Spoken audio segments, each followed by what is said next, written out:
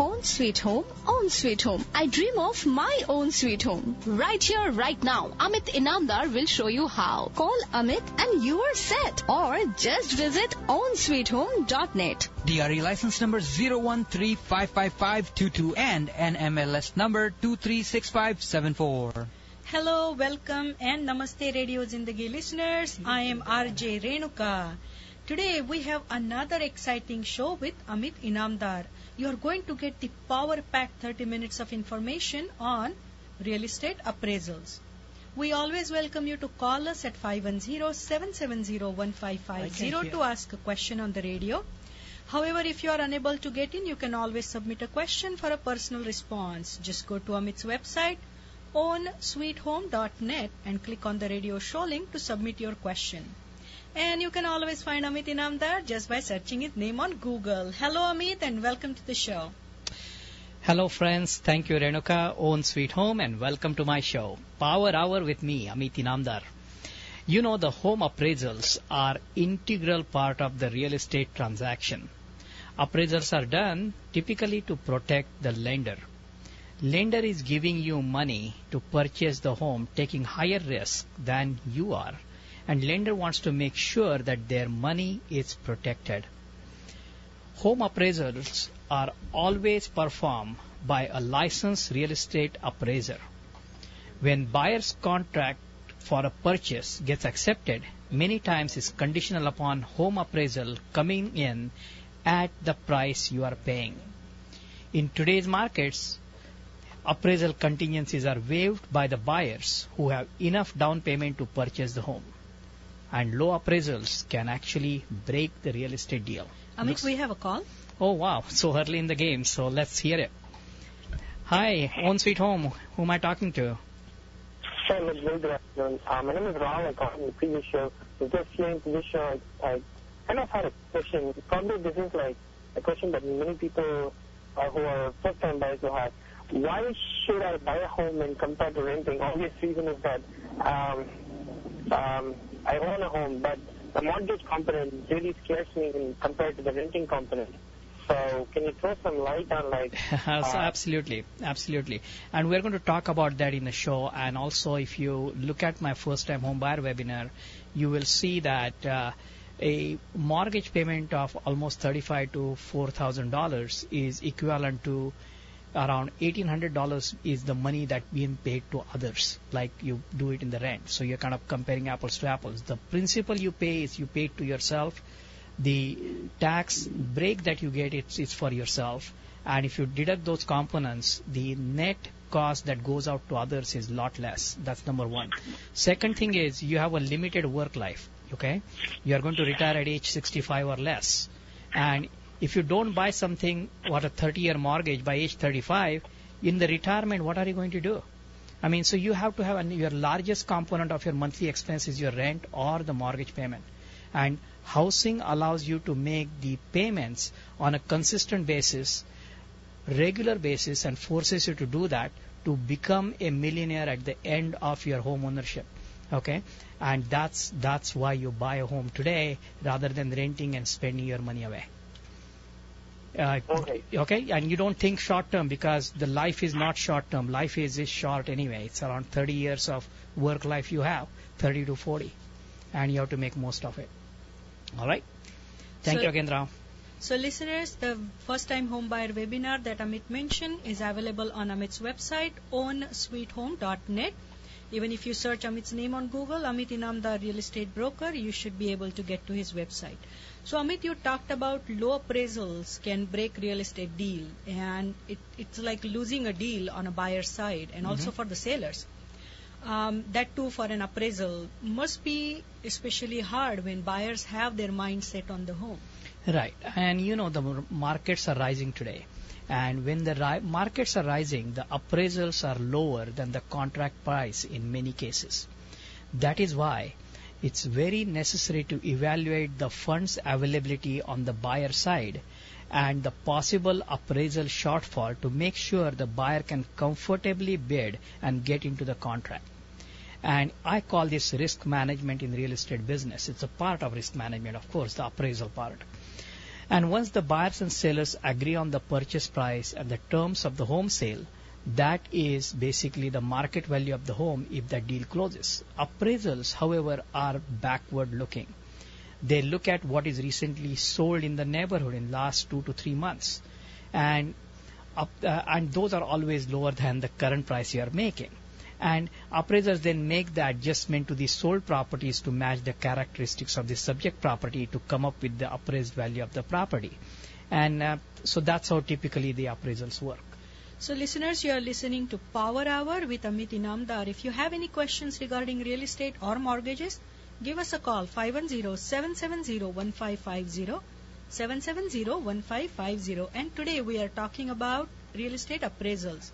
So Amit, you mentioned that appraisals are a critical part of the home purchase transactions. Can you elaborate more on that? Maybe give us an example? Absolutely. Imagine a home is for sale for $600,000 and you decide to pay a full price for it. Hold on. Which area of Silicon Valley we are referring to? Home for $600,000?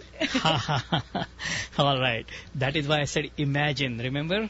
Okay. And imagine the home is for sale for $600,000. Now, you have for you to own the house, you pay the full price for the property.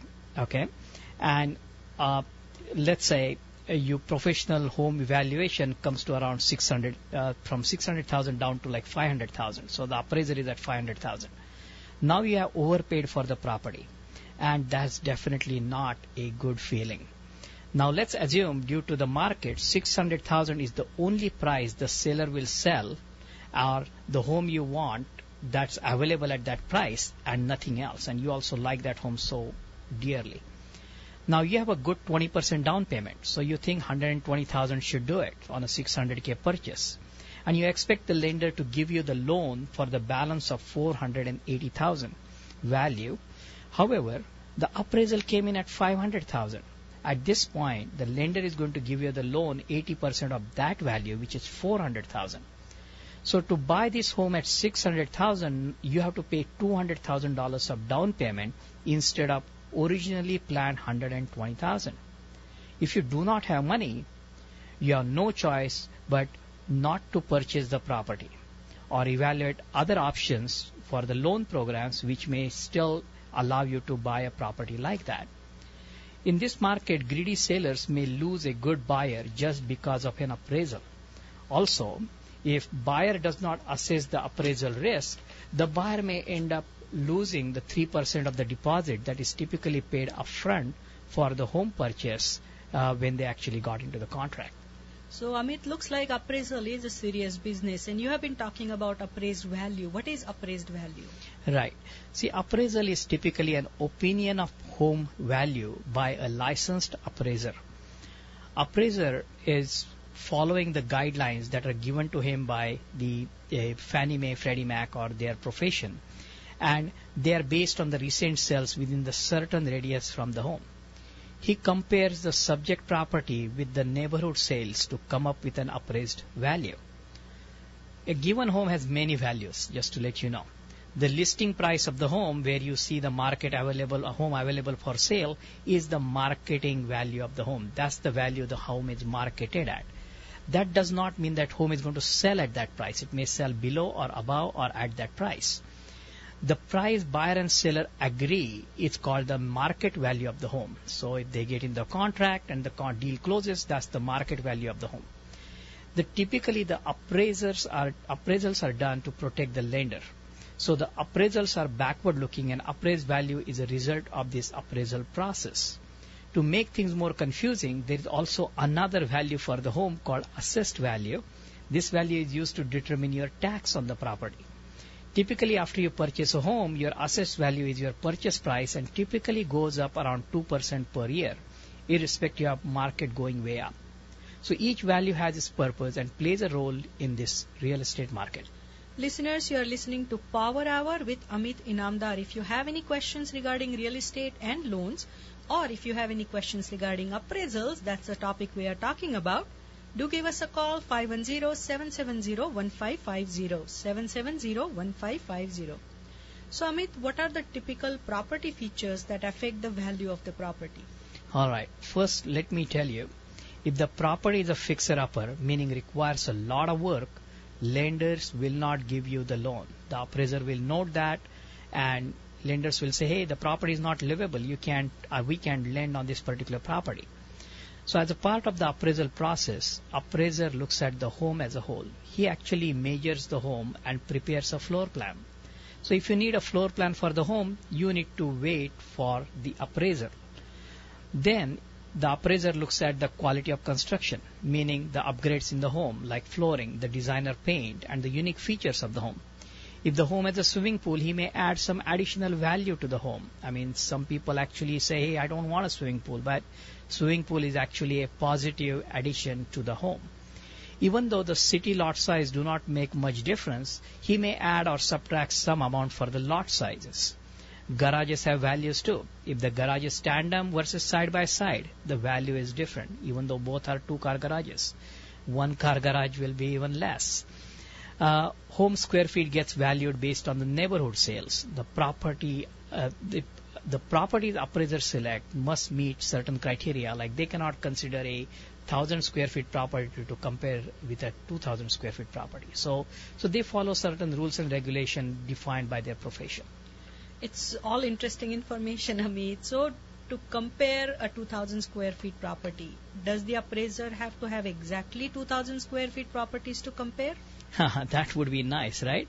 But then the appraiser services may not be required because you already know what a 2,000 square feet property sells for. It is very difficult to find identical properties in the marketplace, and that is where the appraiser expertise comes into play. He may select properties that can be adjusted in value upward or downward based on the size. Typically, in real estate, the lower sized homes sell at a higher per square feet rate, and higher home size at lower per dollars per square feet rate. So you cannot compare saying, oh, the 1,000 square feet homes are selling at $500 per square feet, so 2,000 should sell for at the same square feet could get a double value. I mean, that doesn't happen. If it's 1,000 square feet, say in Mission sells for $1 million, 2,000 square feet sells at 1.5. It's not exactly double. So the thing is, you have to kind of make sure the properties that are selected for comparison are within the range. And therefore, the size of the properties has to be within the adjustable limits. I have seen in some of the appraisals that appraiser has played some games to bring up the value by using smaller properties and using the higher dollar per square feet to increase the value of the subject property. Other interesting aspect of the appraisals involve the location of the property also. Okay, so tell us more. It's very interesting what you're talking about. Right. So the location of the property, right? So do you think you pay more for a property that is with 180 degrees fabulous unobstructed view of the Bay Area? Of course. Of course you will. So the property views matter, okay? Property on a busy street appraises lower than a property on a quiet street. Properties close to freeway appraise lower. Properties next to railway lines appraise lower. Room count matters. Same size properties with more rooms will have a better value and utility than a home with a less number of rooms. We already talked about one car, two car and tandem garages also earlier, right? So Amit, buyers are usually inclined more towards the newer properties. So do you think age also matters for the appraised value? Absolutely, Renuka. And younger properties appraise more than the older ones, okay? That's because the construction materials are new and it has used the recent cost of construction. So here appraiser may consider the replacement cost of the home to figure out the appraised value. If cost of replacement on a newer home is going to be less than the cost of replacement on an older home. If structure is fully depreciated, many more reconstruction may be required, and that will reflect in the appraised value. Listeners, you are listening to Power Hour with Amit Inamdar. If you have any questions regarding mortgages, real estate, do give us a call. Studio number is 510-770-1550, 770-1550. And today we are talking about a very interesting topic. It's on appraisals in real estate. So Amit, you always talk about risk management. So when buyers are committing to a $500,000 mortgage, it is important to evaluate all risk factors. However, to understand the impact of various factors, you must have knowledge of the real estate buying process. And what are some of the basic understandings of the real estate business one needs, and where does one get that? As you know, Renuka, I have a first-time home buyer webinar on my website. Buyers can access this webinar for free. Whether the buyers are first-time buyers or second-time, you should look at this webinar, because first time you bought a home, you probably just bought it without really learning about the process of buying. This will educate you and also answer critical questions like how much home you can afford, how a $4,000 payment in home mortgage, property tax, and insurance is better than $2,000 in rents. How long do I own a home? Do I need good school district? If yes, then do all 3 schools need to be good, like elementary, middle, and high? Or one or more good school is okay? How much do I value commute against my home family life? If mortgage rates change every day, does that mean my qualification changes every day? What is the cost of waiting to buy in this marketplace? Is it a good time to buy? When I get a tax benefit, do I have to wait to file tax returns, or can I claim my savings today? I mean, there are tons and tons of questions these first-time home buyers have, and you are going to get answers to this in my first-time home buyer webinar that's on my website. And other questions come up: where do I buy? What do I buy? Which are the rising or stagnant neighborhoods in the Bay Area? What are real estate contracts? What are contingencies? What kind of timelines I'm looking at to make sure I buy the home in the time period that is approved between the buyer and seller contract? And loan approvals, appraisals, inspection cost, escrow, title insurance, homeowner association rules, regulation, budgets, CCNRs, and lot more. If you think home buying is a piece of cake, look at how long it took you to save your down payment money, and educate yourself before making the important decision of your life. The most important decision of your life, probably. Yes, absolutely. So yes, listeners, the first-time homebuyer webinar is located on Amit's website. It will answer all the questions home buyers have, and with the information you receive, you will have more questions than you originally thought. After viewing the webinar, you will have a one-on-one meeting with Amit Inamdar, and that will be your true power hour. And discuss your specific situation with confidence in that meeting with Amit. And that webinar is available on sweethome.net, that is OWN, sweethome.net. And yes, we will be right back after a short break. Have you joined the Happily Ever After Club? Happily Ever After Club? Happily Ever After Club. Membership is automatic once you buy your dream home from Amit Inamdar. He's both real estate and mortgage broker. One stop, no need to shop. Oh, Amit Inamdar from Own Sweet Home. Yes, that's Amit from OWN Own Sweet Home. Call him today, 510-364-6686. Again, 510-364-6686. Or visit ownsweethome.net. That is ownsweethome.net. DRE number 013-55522 NMLS 236574. Looks like we have a caller coming in. Let's see and hear from. Hi, Own Sweet Home. This is Amit. How can I help? Hi, Mr. Amit. Good afternoon. This is Vinayak. Hi, Vinayak. I'm calling from Dublin. Yes, go ahead. First of all, it's been a very, very informative session. Thank you so much. You're welcome. My question is regarding, some of the points you are mentioning about the appraisal and assessment values. Mm-hmm. Okay, so I own a home in Dublin, Mm-hmm. and I'm just, looking for the options of refinancing it. Right. So how does the refinancing impact these two values, the assessment value and the appraisal value? Okay, first of all, the refinancing doesn't impact your assessed value at all. Okay. However, if your assessed appraisal comes in lower during the refinance process, you may actually challenge the assessed value with the county, and by giving them the professionally done appraisal to lower your tax due. Okay, that will be one thing to do. So you can always use a lower appraisal to kind of reduce your long-term or at least next year's liability on the taxes by disputing the assessed value. As far as the appraiser is concerned, I mean, that's basically used to figure out the loan-to-value ratios on your property so that the lender can figure out the loan rate and the loan pricing for you. Because if you are having a 90% loan to value, your rate is different than having an 80% loan to value versus say 60% loan to value. And then of course if you are doing a cash out and other things for refinance, that also changes the kind of rate you are going to get. But as far as the appraisal is concerned, it's not going to affect your taxes unless you dispute it, okay? And if it comes in higher, you're definitely not going to dispute it, right? Of course, yeah. So which means, it can only go lower, definitely not higher. Absolutely. In terms of the taxes, right? Because that information is between you, lender, and that appraiser. Okay? Gotcha. Nobody else has that information. All right? Right. Okay. Thank you, so Vinayak. much, Mr. Amit. Thank you. Bye now. So Vinayak, if you are thinking about refinancing your home, you can always call Amit after the show, 510-364-6686. Or you can just search Amit's name, Amit Inamdar, on Google, and you will get to his website. Right. And friends, if you are in the market to sell, buy, or finance your home, you will get the unbiased advice that will save you money. And that's my promise to you. To get hold of me, just Google my name, Amit Inamdar, Real Estate Broker, and you will know ways to find me. Having all your questions answered at one location and by one person means saving time, money, and having peace of mind that you are cared for by someone like me who knows this business. Today we are talking about property appraisals. So Amit, how much do these appraisals cost and who pays for them?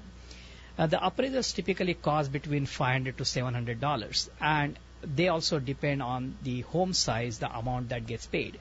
Sometimes they may also charge fees to expedite the process. Sometimes they charge fees to come back to the property because the property does not have all the things that are needed. Looks like we have another caller. Hello, this is Amit, Own Sweet Home. Who am I talking to? Hi, my name is Raman.